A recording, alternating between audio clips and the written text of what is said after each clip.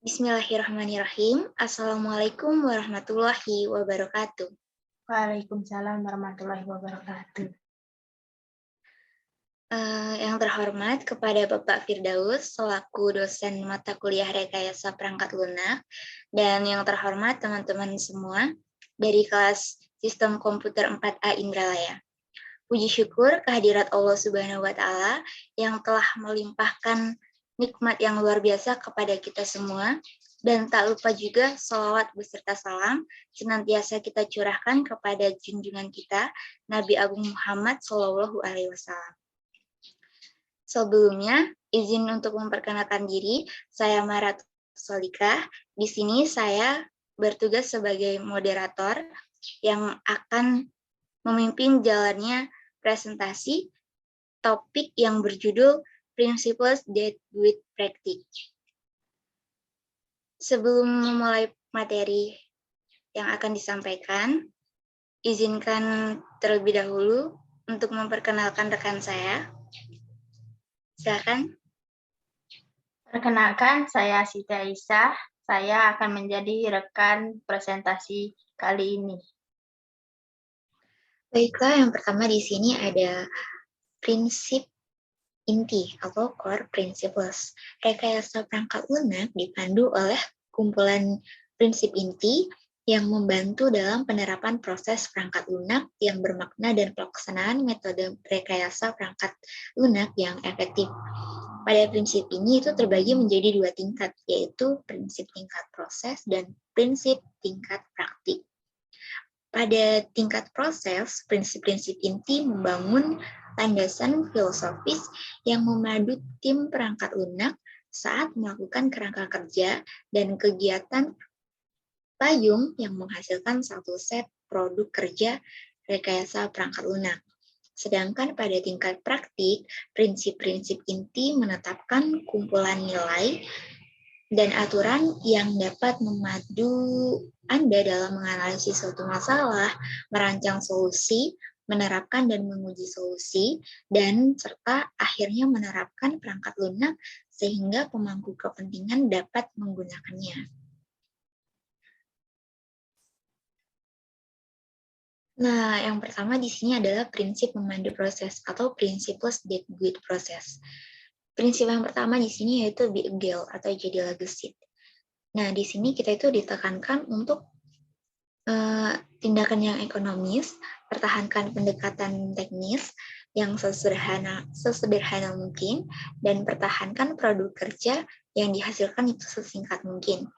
Dan jika bisa, membuat keputusan secara lokal bila memungkinkan.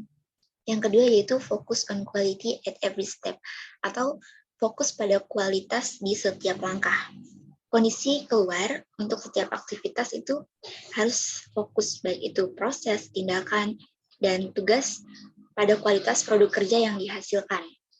Jadi apapun yang akan kita lakukan itu kita harus bisa fokus terhadap pekerjaan tersebut. Prinsip ketiga yaitu be ready to adapt atau bersiaplah untuk beradaptasi. Proses bukanlah pengalaman religius dan dogma tidak memiliki tempat di dalamnya.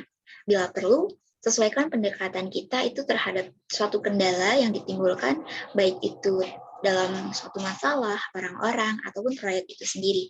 Jadi, pada prinsip ini tuh kita harus bisa beradaptasi dengan masalah-masalah yang ada, dengan orang-orang di lingkungan sekitar, baik itu tim maupun pemangku kepentingan dan proyek itu sendiri.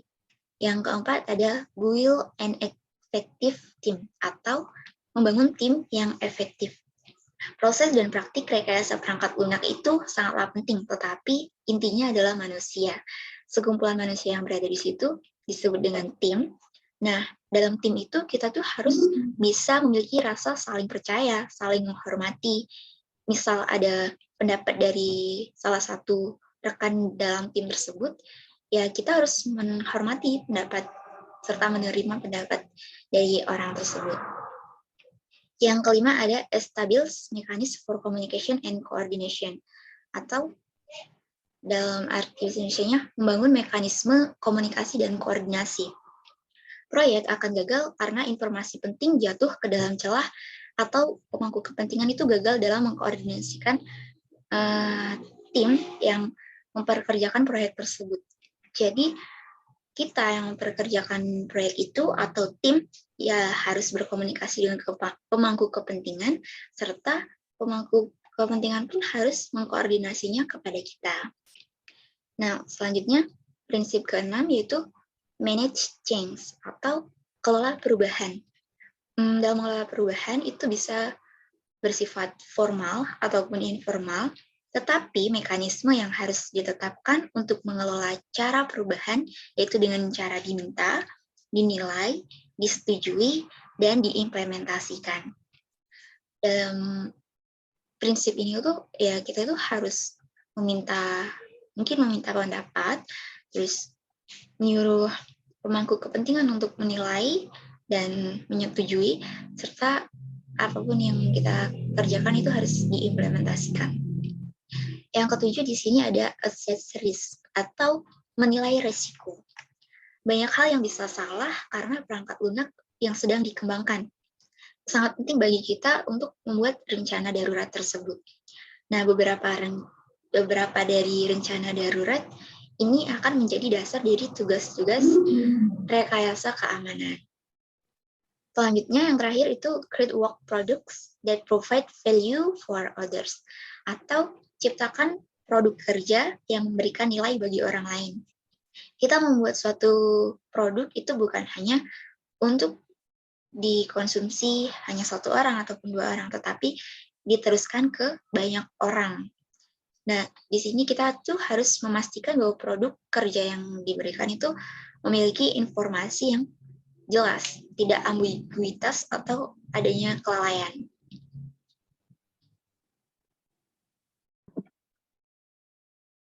Baiklah, di sini saya akan menjelaskan mengenai principles that with practice atau prinsip yang memandu praktek. Praktek rekayasa perangkat lunak memiliki satu tujuan utama, yaitu untuk memberikan perangkat lunak operasional tepat waktu, berkualitas tinggi, yang berisi fungsi dan fitur yang memenuhi kebutuhan semua pemangku kepentingan. Prinsip-prinsip ini memiliki manfaat terlepas dari analisisnya dan desain yang akan kita terapkan. Adapun prinsip-prinsip tersebut yaitu yang pertama, prinsip pertama yaitu bagi dan taklukkan.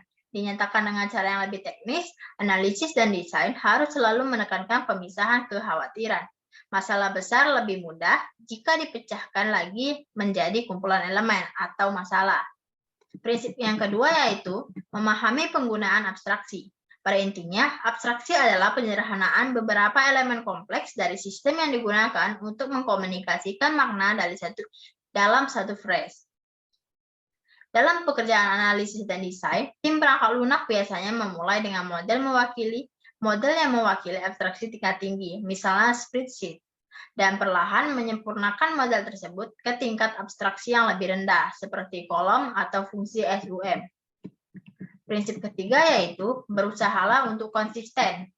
Berusahalah untuk konsistensi. Pada prinsip ini intinya kita harus berusaha untuk konsisten, baik itu membuat model analisis, mengembangkan desain perangkat lunak, menghasilkan kode sumber, atau membuat kasus uji. Prinsip konsistensi ini menunjukkan bahwa konteks yang sudah dikenal membuat perangkat lunak lebih mudah digunakan.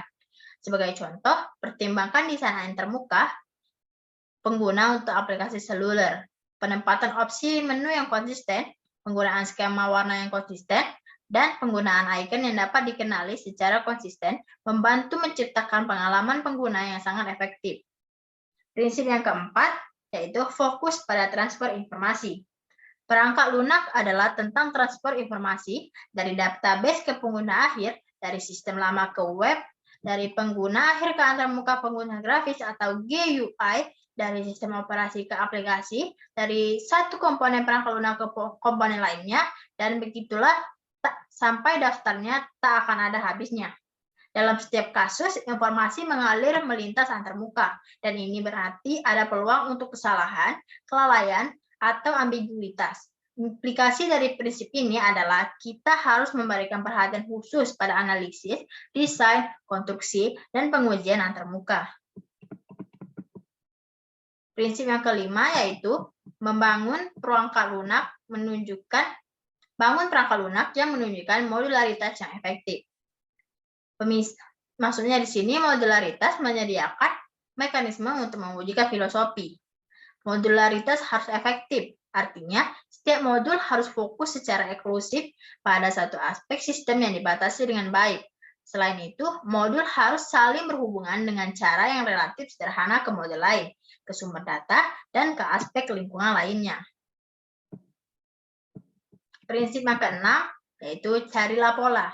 Insinyur perangkat lunak menggunakan pola sebagai sarana untuk membuat katalog dan menggunakan kembali solusi untuk masalah yang mereka temui di masa lalu. Penggunaan pola desain ini dapat diterapkan pada rekayasa sistem yang lebih luas dan masalah integrasi sistem, dengan membiarkan komponen dalam sistem yang kompleks berkembang secara independen. Prinsip yang ketujuh yaitu, jika memungkinkan, gambarkan masalah dan solusinya dari beberapa perspektif yang berbeda. Ketika sebuah masalah dan solusinya diperiksa dari perspektif yang berbeda, kemungkinan besar bahwasanya lebih besar akan tercapai dan kesalahan serta kelalaian akan terungkap. Prinsip yang ke-8 ataupun prinsip yang terakhir yaitu, ingatlah bahwa seseorang akan memelihara perangkat lunak. Dalam jangka panjang, perangkat lunak akan dikoreksi saat cacat ditemukan, disesuaikan dengan perubahan lingkungannya, dan ditingkatkan saat pemangku kepentingan meminta lebih banyak kemampuan. Kegiatan pemeliharaan ini dapat difasilitasi jika praktik perangkat lunak yang solid diterapkan di seluruh proses perangkat lunak. Nah, adapun prinsip-prinsip yang sudah saya jelaskan tadi, tidak semua yang prinsip tersebut diperlukan untuk membangun perangkat lunak berkualitas tinggi. Tetapi prinsip-prinsip tersebut membangun fondasi untuk setiap metode rekayasa perangkat lunak yang telah dibahas. Nah, selain core principles tadi, di sini ada principles that guide each framework activity atau prinsip yang memandu setiap kegiatan kerangka. Pada bagian ini, kita itu mempertimbangkan prinsip-prinsip yang memiliki pengaruh kuat pada keberhasilan setiap aktivitas kerangka kerja yang umum yang didefinisikan sebagai bagian dari proses perangkat lunak. Nah, pada bagian ini tuh terdapat 5 prinsip lagi, yaitu communication principles, planning principles, modeling principles, construction principles, dan yang terakhir itu deployment principles.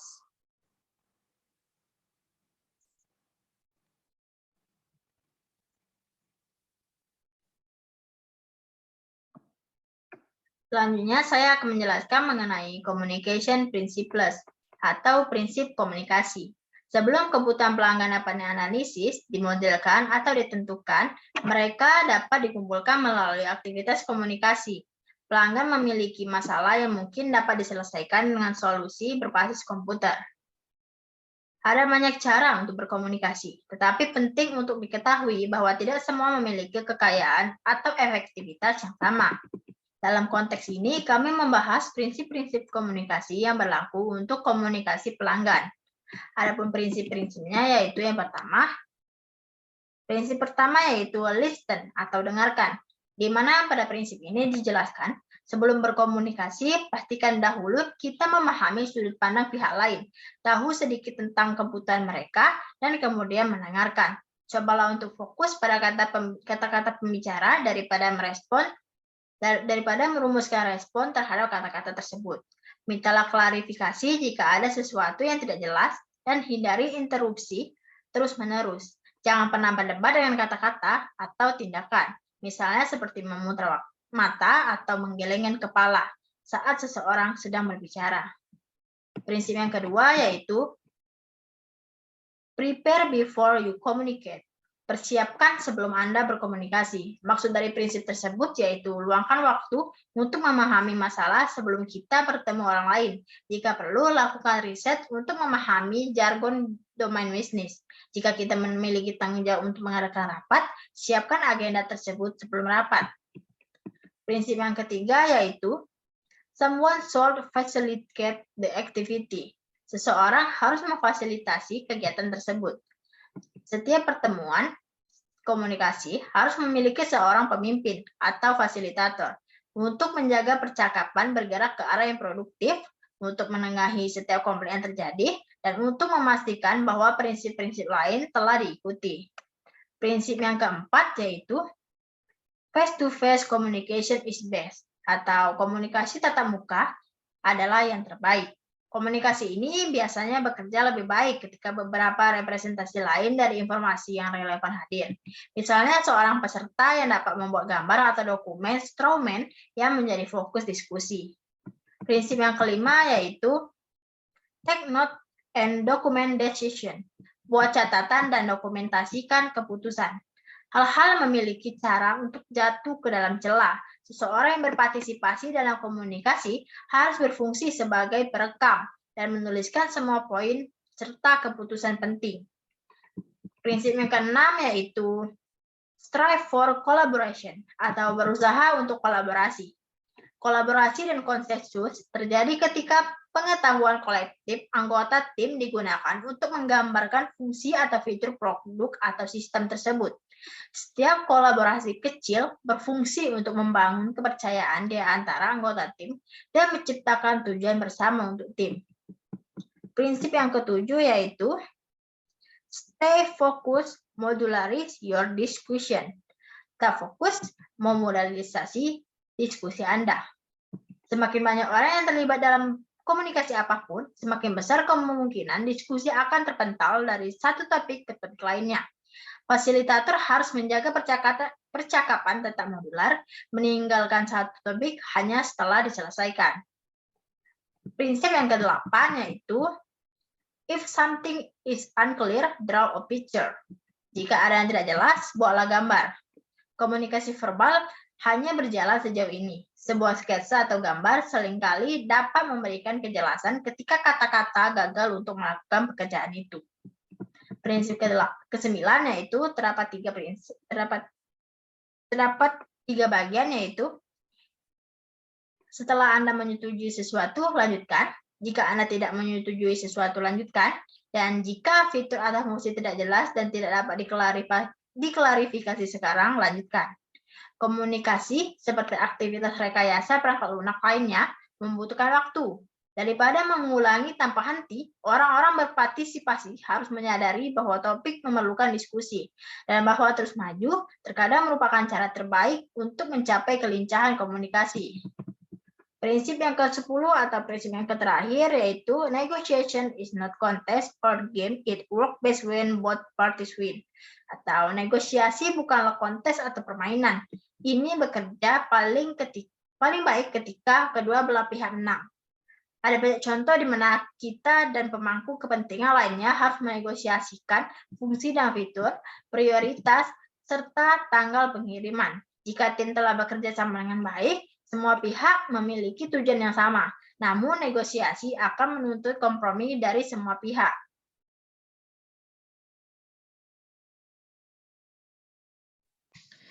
Nah, pada planning principles di sini terdapat 10 prinsip. Yang pertama yaitu understand the scope of the project atau memahami ruang lingkup proyek.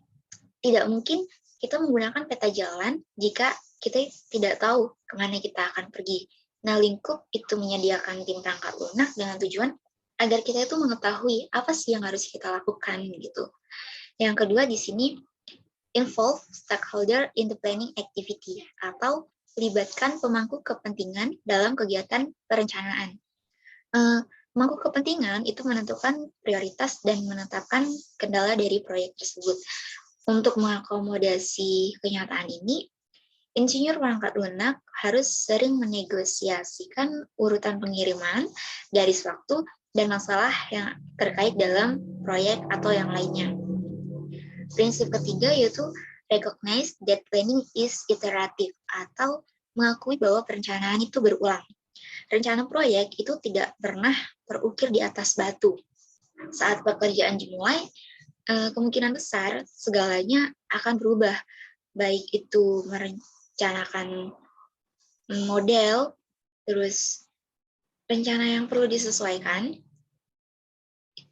mencakup waktu untuk merevisi rencana setelah pengiriman pada setiap peningkatan perangkat lunak berdasarkan umpan balik dari yang diterima oleh pengguna.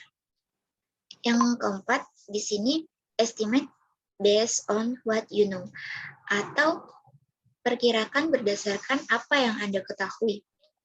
Maksud dari estimasi adalah untuk memberikan indikasi upaya, biaya, dan durasi tugas berdasarkan pemahaman tim saat ini tentang pekerjaan yang harus dilakukan.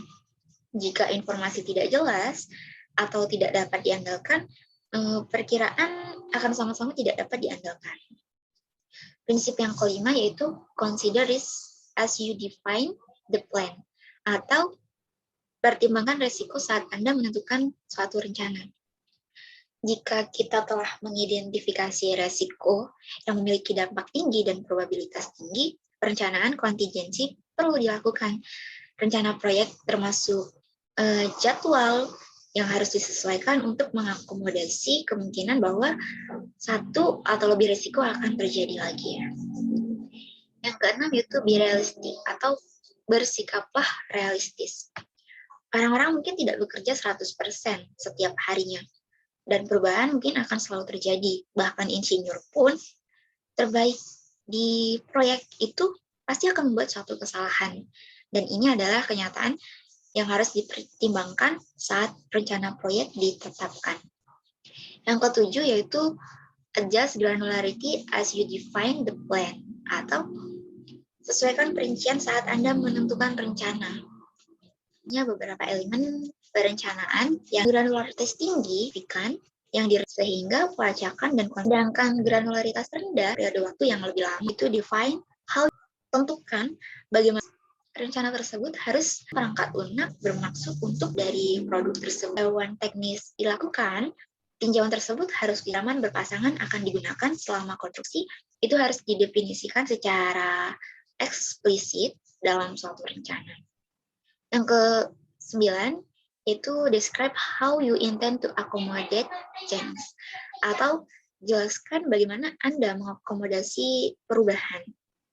Perubahan yang tidak terkendali dapat meniadakan, bahkan rencana terbaik pun akan ditiadakan. Jadi di sini kita harus mengidentifikasi bagaimana perubahan akomodasi saat pekerjaan rekayasa perangkat lunak berlangsung. Misalnya saja, dapatkah pelanggan meminta perubahan kapan saja? Jika diminta perubahan, apakah tim wajib menerapkannya? Bagaimana dampak dan biaya perubahan dinilai gitu. Nah, yang terakhir, check the plan frequently and make adjustment as required, atau lacak rencana secara berskala dan buat penyesuaian sesuai kebutuhan. Proyek perangkat lunak jatuh di belakang jadwal 1 hari pada suatu waktu. Oleh karena itu, masuk akal jika melacak kemajuan pada setiap harinya, mencari area masalah dan situasi di mana pekerjaan yang dijadwalkan tidak sesuai dengan pekerjaan yang sebenarnya dilakukan.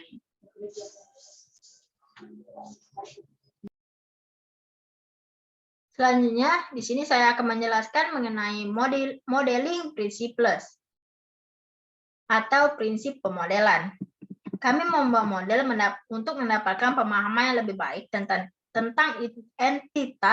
entitas sebenarnya yang akan dibangun. Ketika entitas adalah benda fisik, misalnya bangunan, pesawat, dan mesin, kita dapat membangun model 3 dimensi yang identik bentuknya tetapi lebih kecil skalanya. Model harus mencapai tujuan ini pada tingkat abstraksi yang berbeda.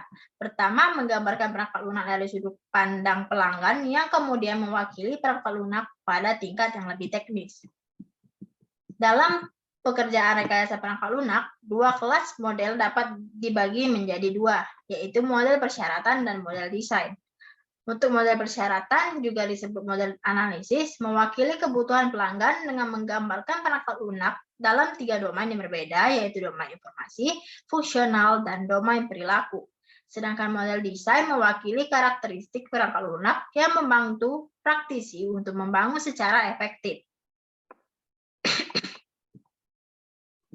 Dalam buku mereka tentang pemodelan tangkas, Scott Ambler dan Ron Jeffries mendefinisikan perangkat prinsip pemodelan yang ditujukan bagi mereka yang menggunakan model proses tangkas, tetapi sesuai untuk semua insinyur perangkat lunak yang melakukan tindakan dan tugas pemodelan. Adapun prinsip-prinsip tersebut yaitu yang pertama, the primary goal of the software turn to build software, not create model. Atau tujuan utama tim perangkat lunak adalah membangun perangkat lunak, bukan membuat model. Prinsip yang kedua yaitu travel light, don't create more model that you need. Atau perjalanan ringan, jangan membuat lebih banyak model daripada yang kita butuhkan. Prinsip ketiga yaitu strive to produce the simple model that will describe the problem of the software. Atau berusaha untuk menghasilkan model paling sederhana yang akan menggambarkan masalah atau perangkat lunak. Prinsip yang keempat yaitu build models in a way that makes them amenable to change. Atau bangun model dengan cara yang membuatnya dapat diubah. Asumsikan model Anda yang akan dirubah, tetapi dalam membuat asumsi ini jangan asal-asalan. Masalah dengan sikap ini adalah kita mungkin tidak membuat model persyaratan yang cukup lengkap, yang berarti kita akan membuat desain atau model desain yang akan selalu kehilangan fungsi atau fitur penting. Prinsip kelima yaitu be able to state an explicit purpose for each model that is created. Atau mampu menyatakan tujuan yang jelas dari setiap model yang dibuat. Setiap kali kita akan membuat model, tanyakan pada diri kita sendiri, mengapa kita akan melakukannya. Jika kita tidak dapat membiarkan pembenaran yang kuat atas keberadaan model, jangan habiskan waktu hanya untuk itu. Prinsip yang keenam yaitu adapt the model you develop to the system at hand. Sesuaikan model yang Anda kembangkan dengan sistem yang ada. Prinsip yang ketujuh yaitu try to build useful model forget about building perfect model. Atau cobalah untuk membuat model yang berguna, tetapi lupakan membangun model yang sempurna. Prinsip yang ke-8 yaitu don't become dogmatic about the syntax of the model. Jangan menjadi dogmatis tentang sintak model. Prinsip yang ke-9 yaitu if your instinct tell you a model isn't right, even though it seems okay on paper, you probably have reason to concur. Atau jika insting Anda memberitahu Anda bahwa sebuah model tidak benar, meskipun terlihat baik-baik saja di atas kertas, Anda mungkin punya alasan untuk khawatir. Dan prinsip yang terakhir atau prinsip yang ke-10 yaitu get feedback as soon as you can. Dapatkan umpan balik sesegera mungkin. Maksud dari model apapun adalah untuk mengkomunikasikan informasi. Ia harus berdiri sendiri. Setiap model harus ditinjau oleh anggota tim perangkat lunak. Maksud dari tinjauan ini adalah untuk memberikan umpan balik yang dapat digunakan untuk memperbaiki kesalahan pemodelan, mengubah salah tafsir, dan menambahkan fitur atau fungsi yang dihilangkan secara tidak sengaja.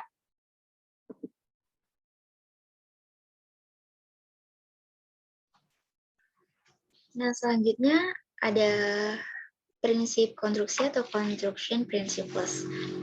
Aktivitas konstruksi itu mencakup serangkaian tugas pengkodean dan pengujian yang mengarah ke perangkat lunak. Dalam pengerjaan rekayasa perangkat lunak modern, pengkodean itu dapat berupa pembuatan langsung kode sumber bahasa pemrograman, pembuatan kode sumber secara otomatis menggunakan desain perantara seperti representasi komponen yang dibangun, atau otomatisasi generasi kode yang dapat dieksekusi menggunakan bahasa pemrograman generasi keempat, misalnya Unreal Blueprints.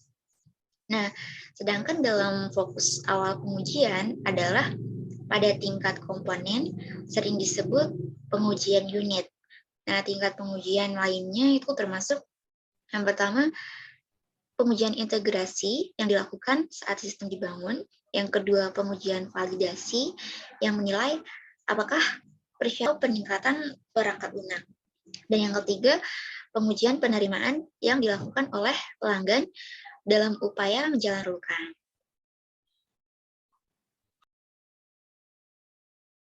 Selanjutnya, coding principles atau prinsip pengkodean. Prinsip-prinsip yang membantu tugas pengkodean sangat selaras dengan gaya pemrograman, bahasa pemrograman, dan metode pemrograman. Ada beberapa prinsip dasar yang dapat diikuti, yaitu yang pertama, prinsip persiapan. Sebelum kita menulis satu baris kode, dalam prinsip tersebut, pastikan dahulu kita memahami masalah yang akan kita coba pecahkan, memahami prinsip dan konsep desain dasar, pilih bahasa pemrograman yang memenuhi kebutuhan perangkat lunak yang akan dibangun dan di lingkungan di mana ia akan beroperasi, pilih lingkungan pemrograman yang menyediakan alat yang akan membuat pekerjaan kita lebih mudah, dan membuat satu set unit test yang akan diterapkan setelah komponen yang akan kita kodekan selesai. Prinsip yang kedua yaitu prinsip pengkodean. Saat kita akan menulis kode, pastikan dahulu kita membatasi algoritma dengan mengikuti latihan pemrograman terstruktur, mempertimbangkan penggunaan pemrograman berpasangan, pilih struktur data yang akan memenuhi kebutuhan desain, dan memahami arsitektur perangkat lunak dan membuat antarmuka yang konsisten dengannya. Adapun prinsip yang ketiga yaitu prinsip validasi. Setelah kita menyelesaikan coding pas pertama kita, pastikan kita melakukan penelusuran kode bila perlu, melakukan pengujian unit dan memperbaiki kesalahan yang kita temukan, serta refaktor kode untuk meningkatkan kualitasnya.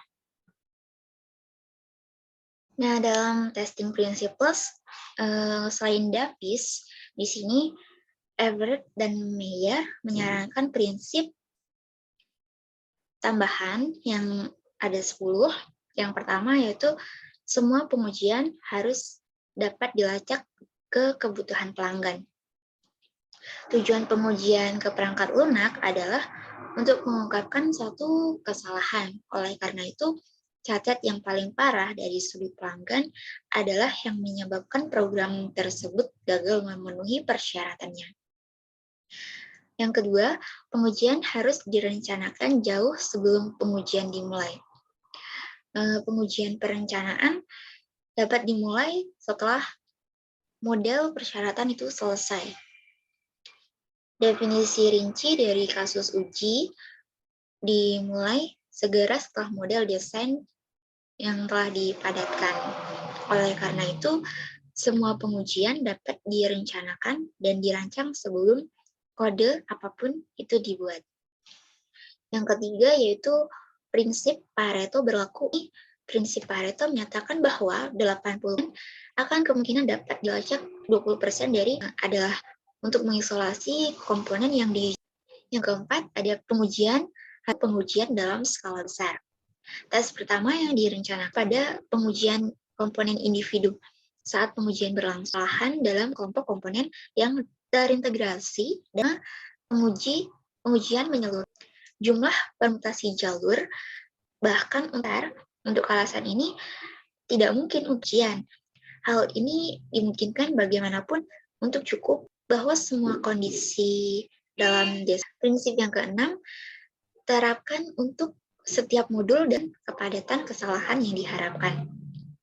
Ini sering karena merupakan modul, biasanya modul itu terdapat yang baru dan yang paling tidak dipahami oleh rekan atau pengembang tersebut. Prinsip yang ketujuh yaitu teknik pengujian statis dapat menghasilkan hasil yang tinggi. Lebih dari 85% cacat perangkat lunak itu berasal dari dokumentasi perangkat lunak, yaitu persyaratan spesifikasi, panduan kode, dan panduan penggunaan. Mungkin ada nilai dalam menguji dokumentasi pada sistem tersebut. Prinsip yang ke-8 yaitu lacak cacat dari pola cacat yang ditemukan dengan pengujian. Cacat total yang ditemukan merupakan indikator kualitas perangkat lunak yang baik. Jenis cacat yang ditemukan dapat menjadi ukuran stabilitas perangkat lunak yang baik dan pola cacat yang ditemukan dari waktu ke waktu itu dapat memperkirakan jumlah cacat yang diharapkan. Yang ke-9, yang terakhir, sertakan kasus uji yang menunjukkan perangkat lunak berperilaku dengan benar. Saat komponen perangkat lunak dipertahankan atau diadaptasi, interaksi tak terduga menyebabkan efek samping yang tidak diinginkan pada komponen tersebut atau komponen yang lainnya. Penting untuk memiliki satu set uji kasus regresi yang siap untuk memeriksa perilaku sistem setelah perubahan dilakukan pada produk perangkat lunak.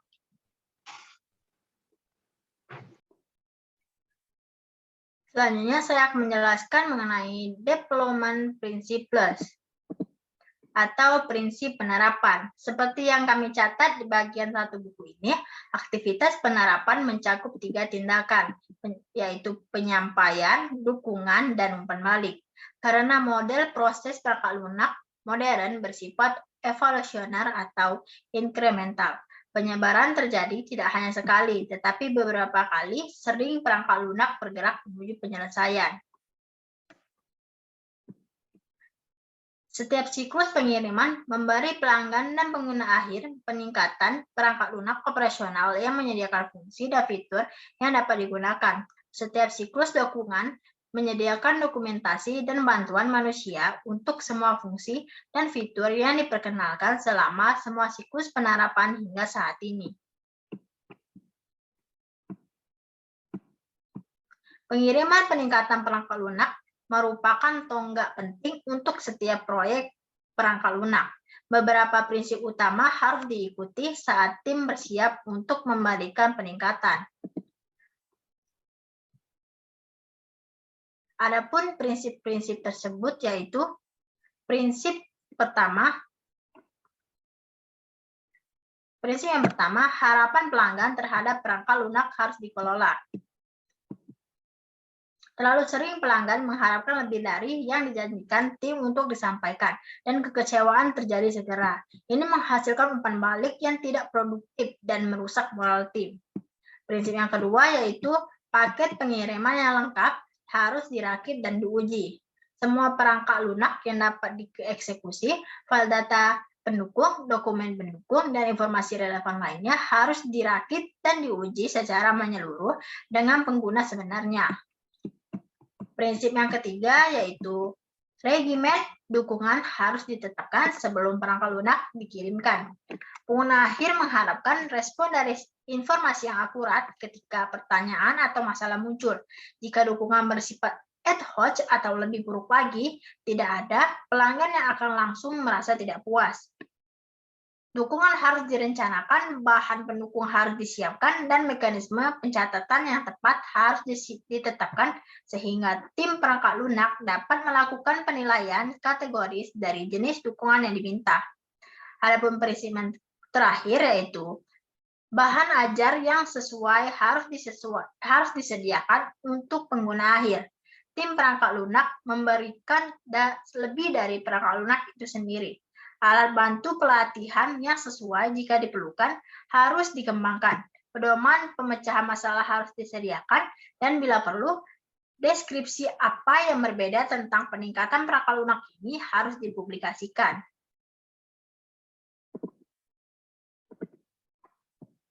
Baik, sekian dari saya. Terima kasih. Baiklah, untuk kesimpulan di sini, pada Principles that Good Practice itu dalam sebuah proyek yang kita jalankan bukan hanya memegang satu prinsip saja, tetapi kita memegang banyak sekali prinsip-prinsip yang ada. Yang pertama yaitu ada prinsip inti atau core principles. Dalam core principles sendiri itu terdapat 2 macam tingkatan, yaitu yang pertama principles that with process, yang mana dalam tingkat proses tersebut terdapat 8 prinsip. Yang tingkat kedua yaitu principles that with practice, dan 8 prinsip juga pada tingkat praktik tersebut. Selain core principles, di sini ada principles that with each framework activity atau prinsip yang memandu setiap kegiatan kerangka.